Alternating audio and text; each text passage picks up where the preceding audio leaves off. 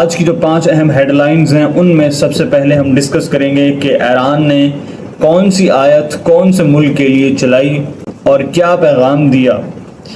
دوسرے نمبر پر ایران اور سعودیہ کے درمیان ایک معاہدہ ہوا ہے جس سے اب ایران اور سعودیہ کے درمیان جو ڈپلومیٹک ریلیشن شپس ہیں ان کے اندر ایک نیا رجحان دیکھنے کو ملے گا، ایک نیا موڑ دیکھنے کو ملے گا۔ اس پر بات کرتے ہیں۔ اس کے بعد اسحاق ڈار سے جو استعفیٰ مانگا گیا ہے اس پر ہم بات کریں گے، کس نے مانگا، کیوں مانگا، اور یہ جو ایک سینیریو ہے 2 غیر ملکی خواتین کا جن میں سے ایک کا تعلق نیدرلینڈ سے ہے، دوسری کا تعلق وینیزویلا سے ہے، وہ کس طرح سے پاکستان آئیں اور کس طرح سے یہ معاملہ پولیس تک پہنچا، اور پھر مریم نواز کے ایکشن پر کیا کیا رد عمل، کیا کیا پیش رفت سامنے آئی ہے اس پر بات کریں گے، اور پھر سب سے اہم پاک افغان تعلقات کے حوالے سے بات کریں گے۔ پاکستان کا 2 ٹوک موقف جو ہے وہ سامنے آ چکا ہے اور امریکی حکام کا اس کے بارے میں کیا کہنا ہے وہ بھی آپ کو بتائیں گے۔ اس کے علاوہ ٹی ایل پی کی واپسی کس حد تک ہو چکی ہے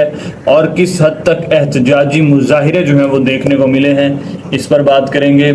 اور پھر ہم بات کریں گے انڈونیشیا سے چند اہم خبروں کی جن کا تعلق ایشیا سے تو ہے ہی صحیح، لیکن ساتھ ساتھ ہم جسٹس اور انصاف کا کمپیریزن بھی کریں گے کہ ڈیفرنٹ ممالک کے اندر، بالخصوص انڈونیشیا، پاکستان، انڈیا، ان ممالک کے اندر انصاف جو ہے وہ کس سطح پر کام کر رہا ہے، اس حوالے سے آپ کو آگاہ کریں گے۔ میرا نام قاضی علی حمزہ ہاشمی ہے۔ اگر ابھی تک آپ اس چینل پر نئے ہیں تو میں آپ سے درخواست کرتا ہوں کہ اسے ضرور سبسکرائب کیجئے تاکہ 24 گھنٹے کے اندر ہونے والی جو اہم اپڈیٹس ہیں وہ آپ تک پہنچائی جا سکیں۔ سب سے پہلے ایران نے کون سی آیت کون سے ملک کے لیے چلائی؟ اس فیونرل کے اندر 90 سے زائد ممالک نے شرکت کی سوائے یو اے ای کے، کیونکہ یو اے ای کو انوائٹ ہی نہیں کیا گیا۔ اس کی ریزن یہ ہے کہ ایران نے کلیریفیکیشن دی کہ یو اے ای جو ہے وہ اسرائیلی بلاک کے ساتھ کھڑا ہے، تو اس وجہ سے اس کو آنے کی کوئی ضرورت نہیں، اس کو انوائٹ بھی نہیں کیا گیا۔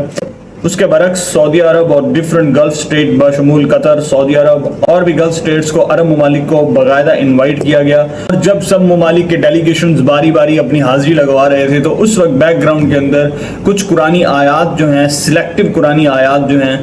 وہ سننے کو ملی ان، اور پھر دیکھیں گے کہ کیا پیغام ہے جو ایران دینا چاہتا تھا ان ممالک کے ڈیلیگیشنز کو۔ سب سے پہلے پاکستان کی بات کرتے ہیں۔ جب پاکستان کا ڈیلیگیشن حاضر ہوا تو جو قرآن کی آیت چلائی گئی وہ سورہ اسرا کی آیت ہے،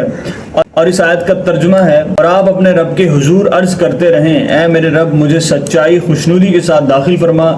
جہاں بھی داخل فرمانا ہو، اور مجھے سچائی اور خوشنودی کے ساتھ باہر لے آ جہاں سے بھی لانا ہو، اور مجھے اپنی جانب سے مددگار غلبہ و قوت عطا فرما، اور فرما دیجئے حق آ گیا اور باطل بھاگ گیا، بے شک باطل نے زائل و نابود ہی ہونا ہے۔ ایسا لگ رہا ہے کہ ایران جو ہے وہ پاکستان کی جو کاوشیں ہیں ان کاوشوں پر ایک پازیٹیو رد عمل، ایک پازیٹیو ایسپیکٹ جو ہے وہ پاکستان کو دکھانا چاہتا ہے کہ پاکستان کی جو نیک نیتی تھی، پاکستان کی جو کاوشیں تھیں، یقیناً بہترین حکمت عملی تھی، وہ یقیناً بہترین تھیں۔ اس کے بعد سعودی عرب کے ڈیلیگیشن آتا ہے، اور سعودی عرب کے ڈیلیگیشن کے لیے جو آیت چلائی جاتی ہے وہ اس وقت سوشل میڈیا پر بہت وائرل ہے، سوشل میڈیا پر اس کے بارے میں بہت زیادہ تبصرہ کیا جا رہا ہے۔ اس حوالے سے بات کرتے ہیں۔ یہ آیت قرآن پاک کی 3ری سورت ال-عمران کی 13ویں آیت ہے، اور اس کا ترجمہ ہے، بے شک تمہارے لیے ان 2 گروہوں میں بڑی نشانی ہے جنہوں نے آپس میں جنگ کی، ان میں ایک گروہ تو اللہ کی راہ میں لڑ رہا تھا اور دوسرا گروہ کافروں کا تھا جو کھلی آنکھوں سے مسلمانوں کو خود سے دگنا دیکھ رہے تھے، اور اللہ اپنی مدد کے ساتھ جس کی چاہتا ہے تائید فرماتا ہے، بے شک اس میں عقل مندوں کے لیے بڑی عبرت ہے۔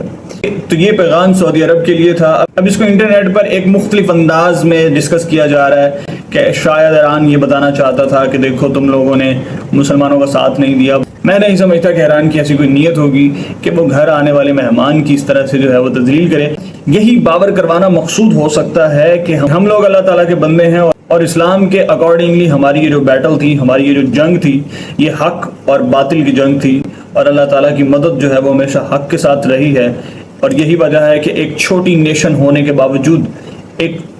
ایک کم طاقتور نیشن ہونے کے باوجود سپر پاور کے ساتھ ہم لوگ ٹکرا گئے۔ اس کی وجہ یہ ہے کہ جب ہم لڑے تو اللہ تعالیٰ نے مسلمانوں کی جو تعداد ہے اس کو زیادہ کر کے دکھایا، کم ریسورسز اور کم وسائل ہونے کے باوجود ہمیں استقامت سے نوازا۔ تو اس طرح کا پیغام جو ہے وہ دینا مقصود تھا۔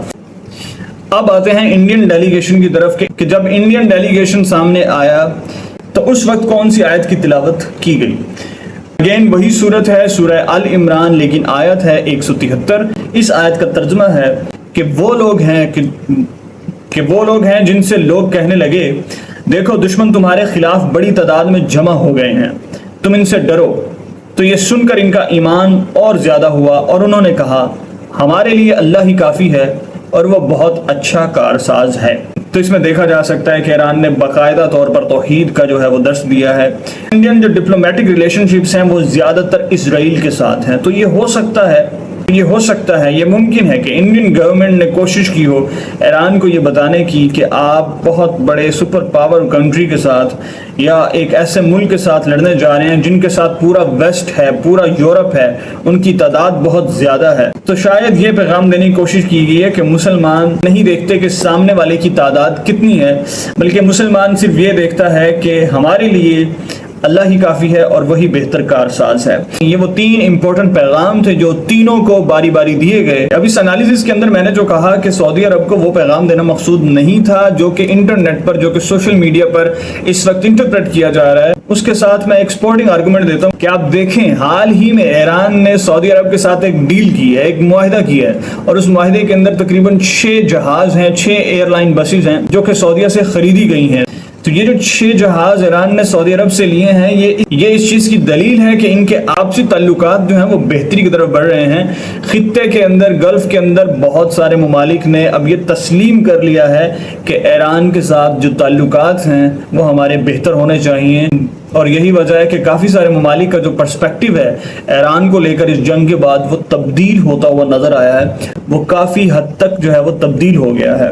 اب آتے ہیں تیسری اہم اپڈیٹ کی طرف جو کہ اسحاق ڈار سے استعفے کے متعلق ہے۔ اس واقعے کو سمجھنے کی کوشش کیجئے۔ یہ 2 غیر ملکی خواتین کا واقعہ ہے جن میں سے ایک کا تعلق نیدرلینڈ سے ہے اور دوسری کا تعلق وینزویلا سے ہے، اور اسحاق ڈار کا ایک نواسہ ہے رضا ڈار۔ اسحاق ڈار کی فیملی میں ہونے کی وجہ سے یہ واقعہ اس وقت بہت زیادہ تنقید کی زد میں ہے، اور ہونا بھی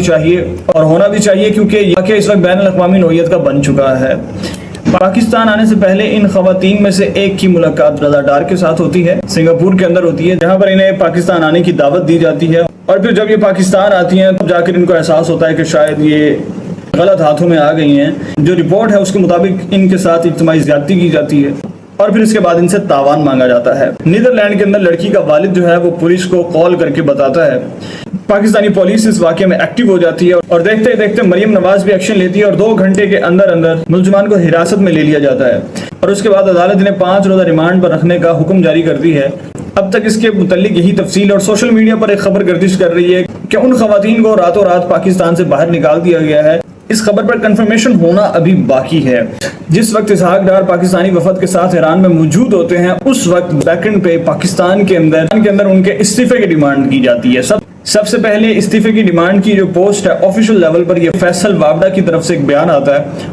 اور اس بیان کے اندر وہ بڑے واضح الفاظ میں کہتے ہیں کہ اسحاق ڈار کو چاہیے کہ وہ استعفیٰ دے دیں۔ اس واقعے پر مزید پیش رفت آنے والے ولاگ میں آپ سے شیئر کریں گے۔ اب ذرا پاک افغان تعلقات پر بات کرتے ہیں۔ پاکستان افغانستان کے ساتھ اپنا محاذ کھولتا ہے تو پاکستان یہ سٹیٹمنٹ دیتا ہے کہ ٹی ٹی پی کے لوگ جو پاکستان میں آ کر دہشت گردی کرتے ہیں، پاکستان میں آ کر دھماکے کرتے ہیں، پاکستانی لوگوں کو، پاکستانی انفراسٹرکچر کو نقصان پہنچاتے ہیں، پاکستانی لوگوں کو، پاکستانی انفراسٹرکچر کو، پاکستانی فورسز کو نقصان پہنچانے کی کوشش کرتے ہیں،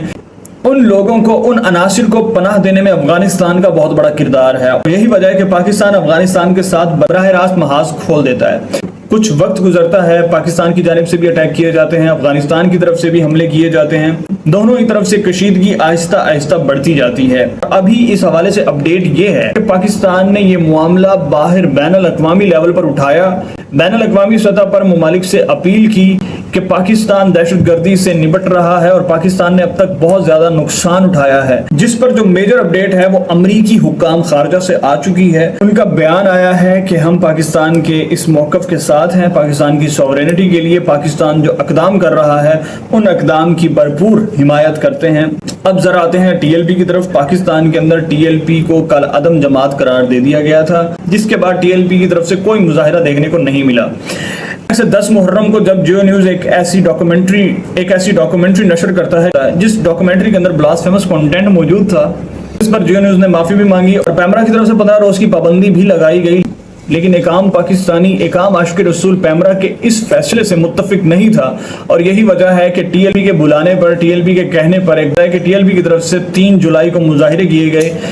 اور سوشل میڈیا پر ویڈیوز دیکھی جا سکتی ہیں جن سے ایسا تاثر آ رہا ہے کہ کیا ٹی ایل پی کی واپسی ہونے جا رہی ہے۔ بہرحال یہ تو آنے والے وقت کے اندر مزید کلیئر ہو جائے گا کہ آیا کہ اس جماعت کی جس کو کل عدم قرار دے دیا گیا ہے اس کی واپسی ممکن ہے یا نہیں ممکن ہے۔ اب ہم بڑھتے ہیں آخری اپڈیٹ کی طرف۔ یہ آخری اپڈیٹ انڈونیشیا سے ہے۔ انڈونیشیا کے اندر آپ ذرا چیک کریں کہ قوانین کتنے سخت ہیں۔ نوجوانوں کا ایک جوڑا ٹک ٹاک لائیو پر بیٹھ کر ایک دوسرے کو بوسہ دیتا ہے۔ لائیو بوسہ دینے کی وجہ سے اسلامک شریعہ لاء کے مطابق سزائیں دی جاتی ہیں اور اس وقت انہیں براہ راست جو ہے وہ سزا دی جا رہی ہے۔ کل سے یہ پوسٹ جو ہے وہ سوشل میڈیا پر بہت وائرل ہے۔ جب انہیں یہ سزا دی جا رہی تھی تو اس وقت میں نے گوگل پر جا کر سرچ کیا کہ انڈونیشیا کا رینک کیا ہے، انڈونیشیا کا انصاف کے معاملے میں، جسٹس کے معاملے میں رینک کیا ہے، تو حیران کن نتائج سامنے آئے۔ اس سے پہلے کہ کمنٹ سیکشن کے اندر کچھ لبرلز آ کر یہ بات کریں کہ اتنی سی بات پر اتنی بڑی سزا دینا جسٹیفائیڈ نہیں ہے، ان کو میں بتانا چاہتا ہوں کہ جا کر گوگل کریں۔ انڈونیشیا اس وقت پاکستان اور انڈیا دونوں ممالک کے مقابلے میں بہتر پوزیشن پر کھڑا ہے۔ اس معاملے میں میرا اپنا پرسنل موقف یہ ہے کہ اگر وقت پر پینلٹی، اگر وقت پر سزا نہیں دی جاتی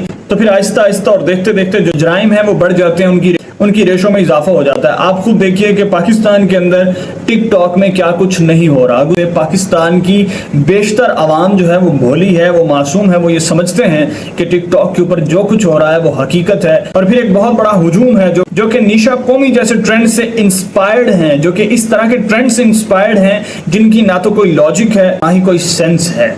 اور یہ تب تک ممکن نہیں ہے جب تک یہ قوم خود فیصلہ نہیں کرے گی کہ ہمیں اپنی حالت بدلنی ہے، کیونکہ ناظرین خدا بھی اس قوم کی حالت نہیں بدلتا، نہ ہو جس قوم کو خیال آپ اپنی حالت بدلنے کا۔ آج کے لیے اتنا ہی۔ مزید اہم اپڈیٹس کے لیے اس چینل کو ضرور سبسکرائب کر لیجیے۔ Thank you so much for watching this video. Have a nice day.